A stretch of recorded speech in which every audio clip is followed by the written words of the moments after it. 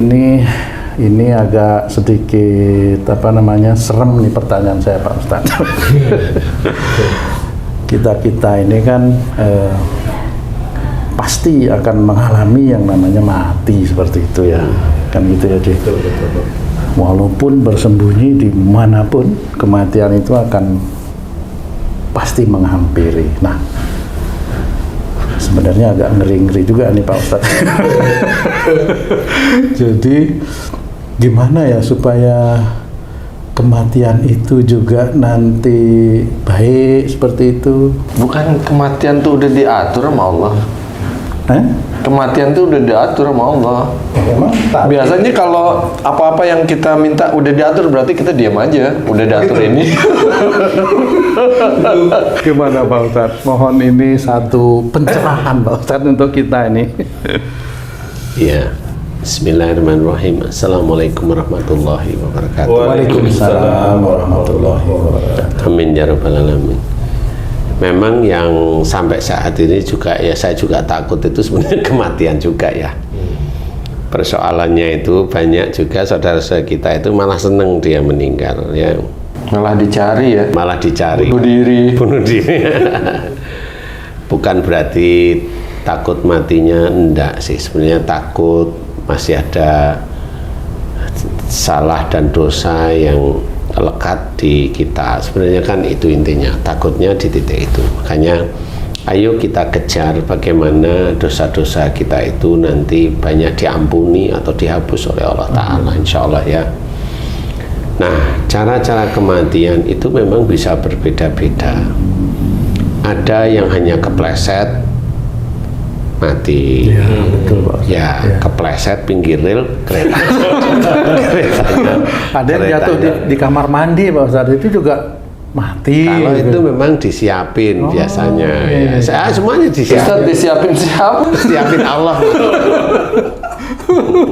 Ada yang kena kanker seperti itu dia, tahu-tahu langsung mati. Iya, jadi hal-hal tersebut insya Allah sebenarnya bisa kita pikirkan dengan rasio itu bisa.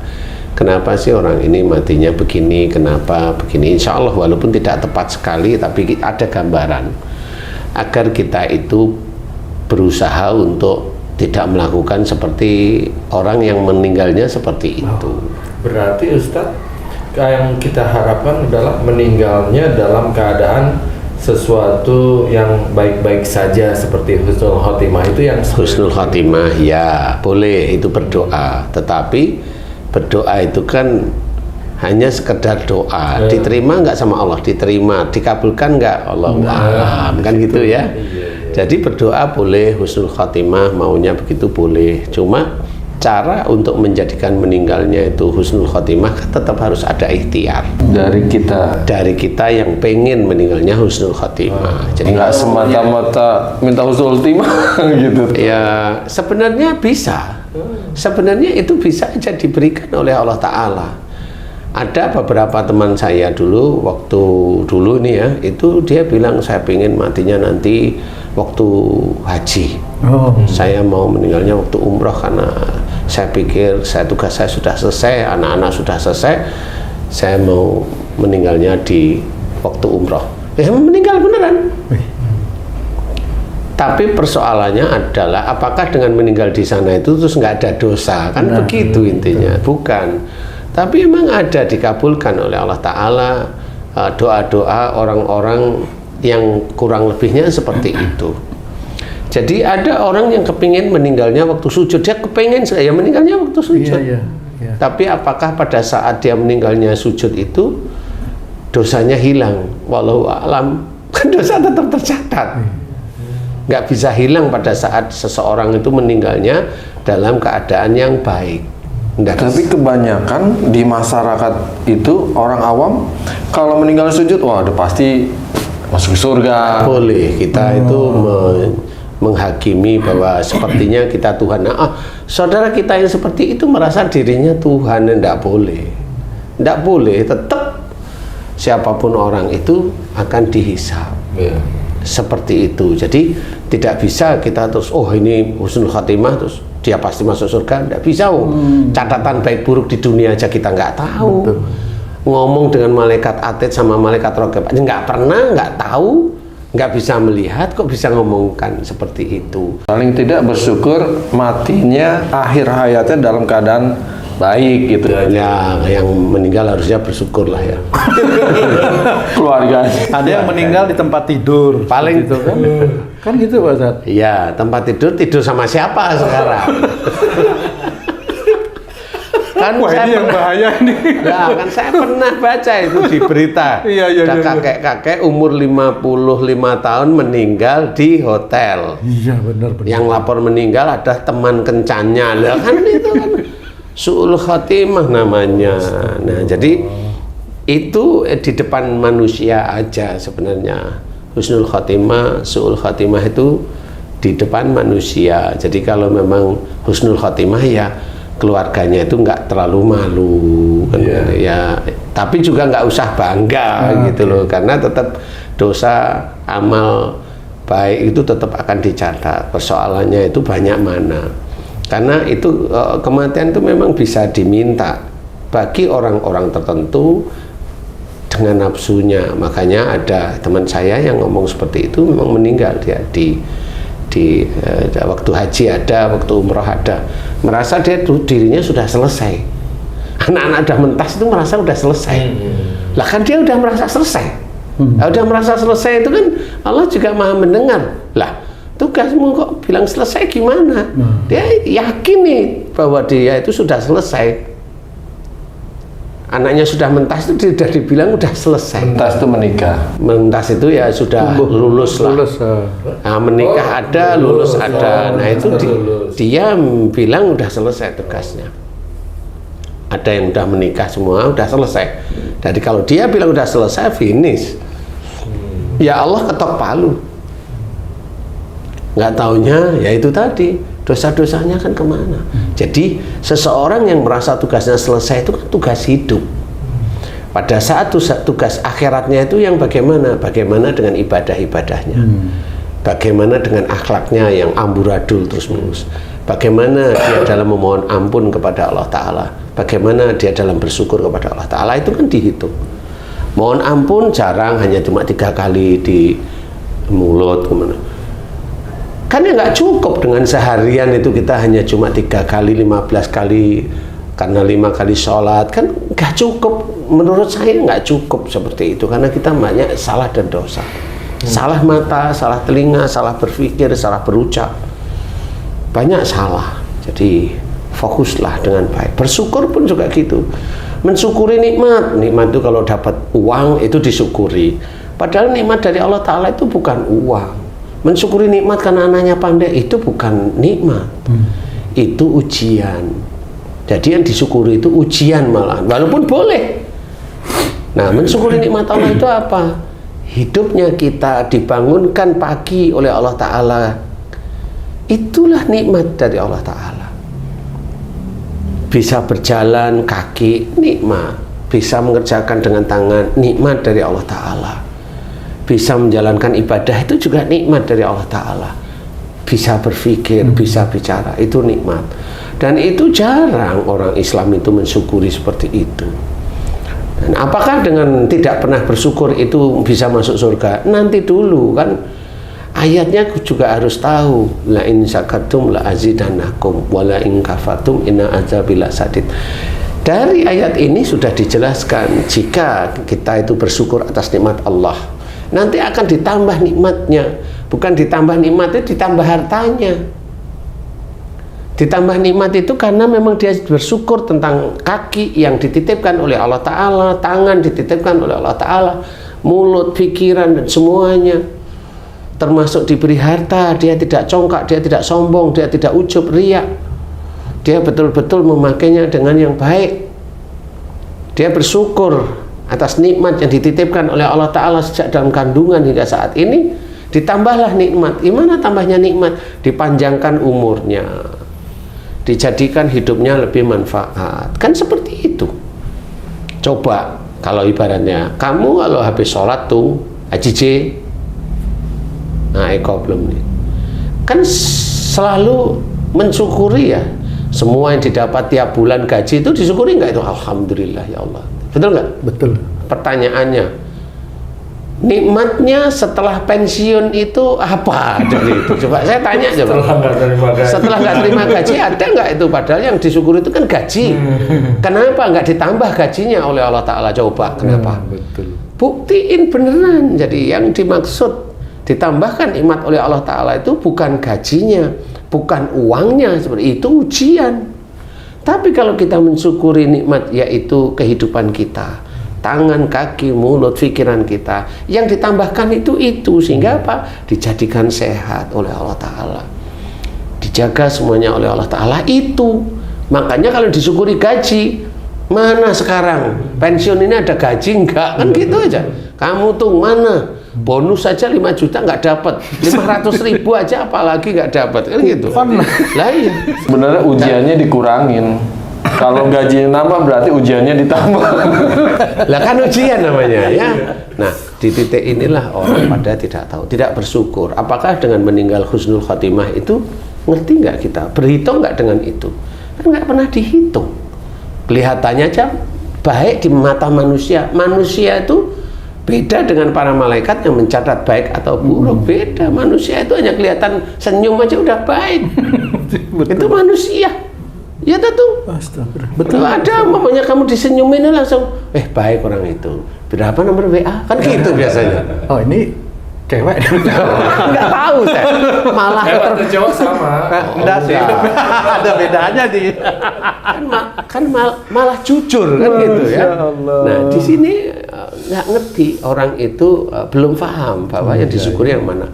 Padahal belakang la in syakartum la azidanakum, mata apa? Wala in kafartum. Jika kita itu kufur, jika kamu kufur itu kita, maka siksa Allah amat pedih. Lah kufur itu kufur nikmat dari apa yang dititipkan, diberi nikmat oleh Allah Ta'ala, nggak pernah disyukuri. Syukur itu yang hartanya, padahal harta itu semakin hari semakin habis. Kok kamu bersyukur harta kok nggak tambah banyak sekarang? Makanya Allah itu tidak seperti sangkaan orang yang menurut dia kalau dia syukur harta nanti hartanya banyak. Bukan. Allah itu senantiasa mengajarkan akhirat, bukan dunia. Ustaz, kok nanya Ustaz?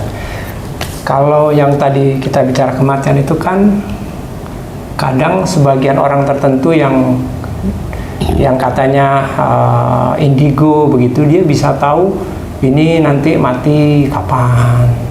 Kadang-kadang benar tuh Ustaz. Ramalan itu ya? Ya, kayak ramal-ramal begitu. Kadang-kadang benar, ya banyak salahnya sih. Tapi waktu dia benar itu bagaimana itu Ustaz? Kan bangga orangnya. Ujian lagi ya. Ujian lagi sama dia. Kan bangga, padahal di antara benar itu banyak yang tidak benar. Kan gitu. Bangga, nggak usah dia benar, ditanyain orang aja udah bangganya minta ampun. Udah merasa dirinya itu terkenal. Lah kan lucu jadinya. Pada saat dia benar, bangganya itu melebihi dunia. Padahal dia hanya dikasih omongan dengan jin. Nggak ada malaikat ngomong sama dia, itu nggak ada sebenarnya. Itu jin aja ngomong, asal ngomong. Dan akhirnya dia percaya dengan yang ngomong. Nah, kalau yang ngomong jin, nah jin itu dikuasai Dajjal, berarti dia percaya jin dan Dajjal. Dia semakin miring ke kiri dari akidah yang dia punya. Kalau dia seorang Islam, dia akan miring ke kiri terus-terusan. Dan inilah yang disukai oleh Dajjal. Nah, ini orang ini mau tobat nggak bisa, sudah sulit. Menurut saya itu sudah sulit karena dia sudah menyukai apa yang diberikan Dajjal kepada dia. Karena kan begitu. Jadi kita harus berpikir yang baik. Makanya yang seperti itu tidak boleh. Di dalam Islam tidak boleh mempercayai ramalan, itu tidak boleh. Ya, nah di titik inilah kita harus pahami bagaimana umpamanya kematian seseorang itu yang kelihatan husnul khotimah, iya itu di mata kita aja. Kemudian yang meninggalnya itu kanker. Katanya Ustadz kok bisa kena kanker sih? Iya, kan gitu. Dari mana kena kanker? Kan saya sering cerita. Kanker itu biasanya mengenai orang yang emosional, kaku seperti itu, merasa benar. Memang benar seperti itu. Jadi Allah tidak salah itu ya Ustaz? Enggak salah. Tapi kalau dia kanker keinginan Allah, lah. Kalau kanker itu keinginan Allah itu salah. dia sebenarnya hanya menyalahi aturan Allah Ta'ala, sehingga diberilah awal ujiannya yaitu kanker. Tapi karena nggak ngerti bahwa kanker itu adalah ujian yang harus dihadapi, akhirnya dia nerima karena dia udah berpikir bahwa itu ketentuan Allah Ta'ala. Bukan. Sudah ketentuan terus mikirnya menghapus dosa. Ya nggak bisa. Padahal diceritakan, innallaha la yughayyiru ma biqaumin hatta yughayyiru ma bi anfusihim. Jadi sesungguhnya Allah itu tidak akan merubah nasibnya kecuali dia merubahnya. Dia merubahnya lewat apa? Ke dokter itu bukan merubah. Itu berikhtiar manusia biasa. Merubahnya itu apa? Kembali ke dalam syariat Islam. Dari mana titik kembali? Ingat ya, wa ma sabakum min musibatin fa bima kasabat aydikum. Apa saja musibah yang kau terima disebabkan dari buah tanganmu sendiri. Oh, berarti kalau itu musibah, ujian bentukannya musibah, berarti dari perbuatan tangan, berarti ada dosa di sini. Loh, kalau ada dosa, kembali lagi ke ayat yang lain. Wasari'u ila maghfiratin min rabbikum. Bersegeralah kamu ke dalam ampunan Allah. No, Allah itu sudah menuntun sebenarnya. Allah itu sudah menuntun kita melalui Rasulullah Muhammad SAW. Cuma kita sendiri yang nggak mau tahu. Teman-teman Muslim itu sendiri dan teman-teman Islam nggak mau tahu, sehingga dianggap penyakitnya itu Allah aja yang menginginkan. Loh, berarti kamu berpikir Allah dolim kepada kamu. Nggak seperti itu. Makanya harus difikirkan. Ayo kita berpikir agar kita beruntung besok di akhirat. Kan seperti itu. Nggak bisa. Makanya walaupun mamanya dia itu tahu tentang agama, kalau matinya dengan kanker, ya itu banyak dosa. Dia nggak mau sadar sebenarnya. Atau matinya dengan stroke, walaupun dia hafal Quran, walaupun dokter, dia matinya karena gagal ginjal, walaupun dia dokter di lulusan Islam, sama. Dia nggak mau tahu dengan apa yang dilakukan perbuatan sehari-harinya, baik kepada istri, baik kepada suaminya barangkali, atau baik kepada orang lain. Nggak mau tahu. Kalau merasa bahwa dia agamanya bagus, itu dia yang paling hebat. Nggak boleh. Nggak boleh. Nah, inilah yang harus kita sadari. Kematian ini akan mendatangi orang-orang itu terhadap apa yang dia lakukan sehari-hari. Seperti itu. Apa yang dia inginkan ya bisa aja dikabulkan sama Allah Ta'ala. Kayak cerita teman saya yang dia merasa tugasnya selesai. Dua teman saya merasa tugasnya selesai. Nah itu, ya meninggalnya di situ, satu haji, satu umroh. Nah kan lucu. Jadi oh gitu ya cara Allah. Kalau saya mati ya teman saya kan tahu sehari-hari, saya bisa menilai apakah dengan meninggal pada saat haji atau apakah meninggal pada saat itu langsung masuk surga. Tidak. Tetapi ya ada tetapi pada saat dia itu berangkat haji, mengerjakan rukun-rukun haji dan wajib haji atau umroh dan sebagainya, itu dia tetap pahalanya dihitung oleh Allah Ta'ala. Paham? Jadi bukan langsung masuk surga, tapi pahalanya dihitung oleh Allah Ta'ala menjadi amal soleh untuk mengurangi perbuatan-perbuatan yang buruk. Nah itu pahalanya dihitung oleh Allah Ta'ala. Jadi bukan masuk surga, tidak ada yang bisa langsung masuk surga. Bahwa itu kan pada saat haji itu kan meninggalnya syahid, biasa aja. Menuntut ilmu itu kan syahid, nanti dulu. Ceritakan dalam Quran itu seseorang jika dia berhijrah dari tempatnya ke tempat yang lain untuk mendekatkan diri pada Allah Ta'ala, untuk mengejar berikhtiar untuk dan sebagainya yang baik, pada saat dia berjalan keluar dari kampungnya kemudian dia meninggal, pahalanya diperhitungkan. Jadi bukan masuk surga, bukan itu namanya syahid, bukan, diperhitungkan. Berarti niat dari dia itu berhijrah itu insya Allah menjadi amal soleh, itu maksudnya, bukan langsung masuk surga. Kan seperti itu. Nah, nanti orang-orang kan seperti itu ya, sholatnya belang belentong ya, toh dia menuntut ilmu mati ya masuk surga. Lah kan banyak masuk surga semua nanti. Nerakanya gimana mau masuk surga semua? Wong sekarang itu dianggap ilmu di dunia itu ilmu. Padahal ilmu maksudnya Allah Ta'ala itu ilmu agama yang manfaat. Ilmu orang-orang sekarang itu mikir ilmu dunia itu udah dianggap ilmu, dan kalau nanti dia mati masuk surga. Enggak. Oh, dia menuntut ilmu aja, dalam menuntut ilmu aja masih melakukan kedoliman, kemaksiatan. Belum ujub riak sombong. Belum ujub riak sombongnya, ya kan? Belum kalau dipanggil umpamanya dia gelarnya Dokter. dokter apa, prof, bangga sekali lah, ya sudah, itu yang nilai kan ya malaikat akhir. Nah, di titik inilah kita harus pahami. Kalau umpamanya orang itu di dalam keluarga berantem aja, nanti meninggalnya ya berantem. Saat berantem apa habis berantem? Saat berantem di stroke, atau saat berantem dia jantungan. Kemudian kalau dia hartanya itu diambil dari harta-harta yang tidak halal, dan nanti jantung kumat gitu terus sampai hartanya mulai habis. Nah, lucu di situ. Itu cara Allah aja. Berarti Ustaz, kematian seseorang akan terjadi sesuai dengan kebiasaan dia sehari-hari. Iya, insya Allah seperti itu. Dan bagi kita yang ada sekitarnya harus belajar. Harus belajar. Dengan kematian itu harus belajar. Nah, inilah yang harus kita pahami. Bagaimana kita meninggal itu benar-benar ada di garisnya Allah Ta'ala. Itu yang harus kita susun. Nah, itu Ustaz, nyusun supaya husnul khotimah itu berarti kita selalu setiap saat berbuat baik ya Ustaz. Iya. Agar diambil oleh Allah saat berbuat baik. Iya, ini namanya haji nih. Haji itu di luar, mau dengan saya, dengan Tung, dengan Eko, dengan siapapun baik nih. Sehari-hari saya tahu haji baik. Tapi pada saat haji di rumah, saya kan nggak ngerti haji ini baik apa enggak.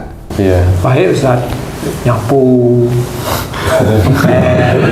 Baik, Iya sih. membantu. Nah, itulah kadang-kadang haji yang nyapu, ngepel, nyetrika itu nggak pernah disombongkan. Itu baik. Malu. Malu. Nah, di sini kan kita tidak tahu sehari-hari. Nah, nanti pada saat meninggalnya, nah baru ngeh kita. Oh, karena biasanya begini nih. Ini yang saya amati dari orang-orang yang saya pernah dekat ya. Orang ini dulu mamanya istrinya itu disia-siain sama suaminya nih. Ini dekat saya nih. Istrinya itu akhirnya kan mikir karena dia didolimi, tapi dia nggak berani. Akhirnya istrinya stroke nih. Istrinya stroke. Oke. Akhirnya hartanya itu kan ke arah sini terus. Dia pasti kan berobat terus. Ya. Ini yang saya alami satu cerita nih, beneran cerita, beneran insya Allah ya. Suami pada saat dia itu mendolimi istri kan sebenarnya di dalam kehidupan suami istri kan sebenarnya dia nggak butuh dengan istrinya, betul nggak sih? Tapi cara Allah bukan istrinya dimatikan, bukan dibikin sakit sama Allah Ta'ala. Butuh nggak dia dengan istrinya? Akhirnya karena dia nggak butuh, istrinya dibikin sakit, akhirnya dia ngerawat. Dan ngerawat inilah dia akan ngeluh setiap harinya. Nah, ngeluh setiap hari ini sama. Katanya kamu nggak butuh sama istrimu, kok sekarang ngeluh kan gitu ya. Nah, inilah salah satu cara menguji. Allah itu akan menguji setiap manusia, itu diuji terus-menerus. Apa? Makanya harus hati-hati. Perkataan orang Islam itu adalah doa, hati-hati. Nah, disinilah kita harus berpikir. Berarti tugas kita itu masih banyak. Jadi jangan sampai kita itu meninggal dalam kondisi su'ul khotimah, itu ya janganlah. Berdoa senantiasa meninggalnya husnul khotimah. Nah, untuk mencapai husnul khotimah, kerjakan perintah-perintah Allah dari apa yang ada dalam Quran, dan kerjakan sunnah-sunnah Rasulullah yang sudah diajarkan. Makanya atiullaha wa rasul. Belakangnya kalimatnya fa in tawallau fa innallaha la yuhibbul kafirin. Taat pada Allah dan Rasul. Taat pada Allah mengerjakan perintah Allah dalam Quran, taat pada Rasul mengerjakan sunnah-sunnah Rasulullah. Fa'in tawalau, jika kamu berpaling itu dari lurus, nggak mau nerima nih ayat ini, nggak mau nih, saya nggak suka ayat ini, nah itu udah berpaling, dianggap oleh Allah Ta'ala. Makanya Allah menjawab, fa'innallaha la yuhibbul kafir, maka Allah tidak menyukai semua orang-orang yang kafir. Kita harus hati-hati. Dianggap keras, enggak, ini kehati-hatian kita, sehingga kita itu apa yang dikatakan oleh Allah Ta'ala yang tertulis dalam Quran itu kita mengimani, belajar mengerjakan. Nah, titik itulah mudah-mudahan itu menjadi catatan-catatan baik di hadapan Allah Ta'ala. Kalau melakukan kesalahan ya tobat, mohon ampun, tobat, mohon ampun, seperti itu, jangan diulang. Insya Allah seperti itu. Mudah-mudahan kita senantiasa ingat cara Allah itu mengambil manusia, meninggalnya itu macam-macam. Ada yang tabrakan karena orangnya apa, keras, kaku. Kalau yang tabrakan anak kecil, Allah menginginkan aja. Kalau yang tabrakan anak remaja, ya karena dia keras, kaku sama orang tuanya. Kalau dia baik, kan di mata manusia kita itu tidak tahu di hadapan Allah. Kalau memang dia baik, harusnya Allah tidak mematikan. Harusnya itu maksud saya adalah karena dia manfaat.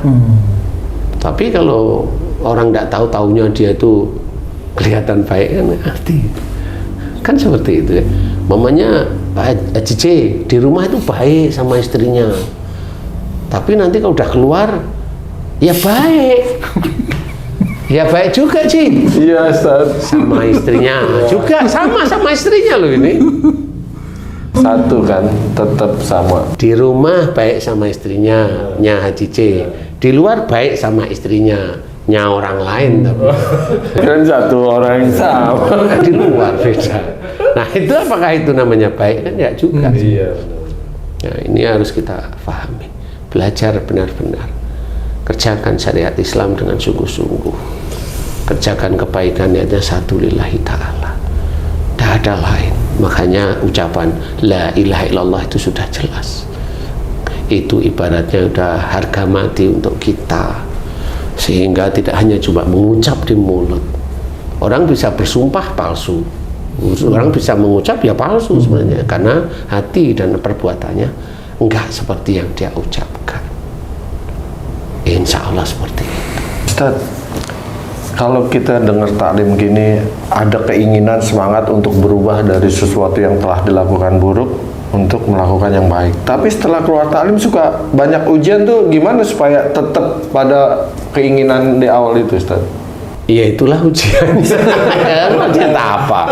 Iya kan. Selama masih hidup ya Ustaz? Selama masih hidup ujian ya begitu, itu namanya ujian. Tinggal ingat pada taklim enggak kan gitu. Ingat pada Allahnya enggak pada waktu itu. Nah, kalau benar-benar pada saat taklim itu benar-benar didengerin baik, kemudian keluar dari taklim itu diingat-ingat. Benar ya, saya banyak salah. Di titik itulah nanti hidayah akan diberikan oleh Allah kepada kita, dan ingat, astagfirullahaladzim, paham beneran, dan kemudian dia berusaha untuk tobat terus-menerus kepada Allah Ta'ala. Nah di titik itulah nanti kalau di luar dia tetap ingat taklim, walaupun dia udah senyum, dia tetap ingat di sini. Supaya ingat terus itu taklim terus. Iyalah, kan kumpullah pada dengan orang-orang yang soleh itu kan jelas ya. Apalagi tidak seperti itu, kita juga istilahnya itu diwajibkan untuk memahami tentang isi Quran. Kan jelas itu, dari situ kan kita ngerti apa yang nanti akan kita harus kerjakan. Jadi di luar kita itu taklim ya, kita mengerjakan apa yang ada, belajar apa yang ada dalam Quran. Kemudian sehari-hari kalau ada waktu kosong ya bertasbih lah. Karena bertasbih itu kan dianjurkan oleh Allah Ta'ala, baik di waktu pagi maupun petang. Nah kalau pagi sama petang ya juga di hari-hari di waktu yang lain enggak boleh bertasbih, tidak ada masalah selama niatnya memang memuji Allah. Jadi boleh-boleh aja. Sehingga pada saat kita itu ada waktu kosong, kita bertasbih, istighfar sesekali, bertasbih. Itu kan akan selalu ingat apa yang kita kerjakan itu baik atau enggak, itu kan tahu. Sehingga pada saat bertasbih itu juga nanti juga ngerti gimana caranya nyetir itu tidak nyak-nyakan, itu ngerti nanti. Nyanyi itu ngawur sih. Jadi paham karena dia memuji Allah Ta'ala. Bukan terus mau nyetir dengan nafsunya lah, kan beda. Itu yang tidak ingat sama Allah Ta'ala.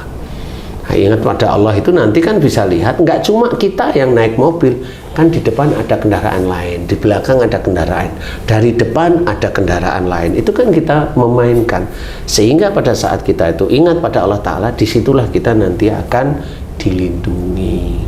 Itu cara ingat kepada Allah Ta'ala, walaupun dalam bentuk lisan ucapan. Boleh, silahkan, itu baik. Nah, kalau sudah begitu ya mudah-mudahan nanti kita meninggalnya nanti husnul khotimah. Amin. Nah, bagi yang sudah terlanjur, yang meninggalnya karena kanker kayak mau karena berak darah, karena apa ya sudah terlanjur, mau cerita apa ya. Nah, bagi yang belum, ayo kita kembali ke jalan Allah Ta'ala. Wa ma sobakum min musibatin fa bima kasabat aydikum. Apa saja musibah yang kau terima itu disebabkan dari buah tanganmu sendiri. Jangan belajar untuk tidak melakukan dosa terus menerus. Dan semua yang bernyawa pasti akan mati.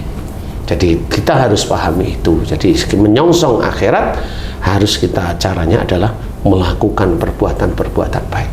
Nah, diceritakan salah satu orang yang masuk surga adalah beriman serta melakukan perbuatan baik. Itu jelas. Jadi perbuatan baik itu nggak cuma baik aja, enggak. Baik untuk diri kita ya sholat, ya puasa dan sebagainya, itu baik. Kemudian apalagi berakhlak yang baik, mencontoh Rasulullah, itu juga baik. Kemudian apalagi dengan istri baik. Kemudian apalagi dengan suami baik. Kemudian apalagi dengan anak mendidik. Banyak sekali kebaikan yang harus kita kerjakan. Itulah tugas kita. Di dalam pekerjaan sama, pekerjaan itu cari yang halal, yang thayyib. Kalau pekerjaannya nyuri terus saja, ya sudah, yang mau cerita apa, memang kerjaannya di situ. Kalau bisa gimana Ustadz? Ya pindahlah dari situ, kan gitu. Kalau memang kerjaannya nyuri terus gimana coba? Kalau nggak mau nyuri kan kita dimutasi. Kok kita sih? Nanti dia akan dimutasi ya. Ya, mudah-mudahan ini bisa manfaat. Amin. Sehingga menjadikan kita lebih dekat pada Allah Ta'ala. Amin ya rabbal alamin. Allahu a'lam. Alhamdulillah, terima kasih banyak Pak Ustadz ilmu dan penjelasannya. Para pemirsa dan sahabat beriman dimanapun berada, demikian tadi penjelasan yang telah disampaikan oleh guru kita Pak Ustadz Danu. Mudah-mudahan kajian kami kali ini yang telah disampaikan bisa bermanfaat untuk kita semua, untuk meningkatkan keimanan dan ketakwaan kita kepada Allah Subhanahu wa Ta'ala. Saya Tung pamit diri, sampai jumpa di video kami yang lain. Wassalamualaikum warahmatullahi wabarakatuh. Waalaikumsalam warahmatullahi wabarakatuh.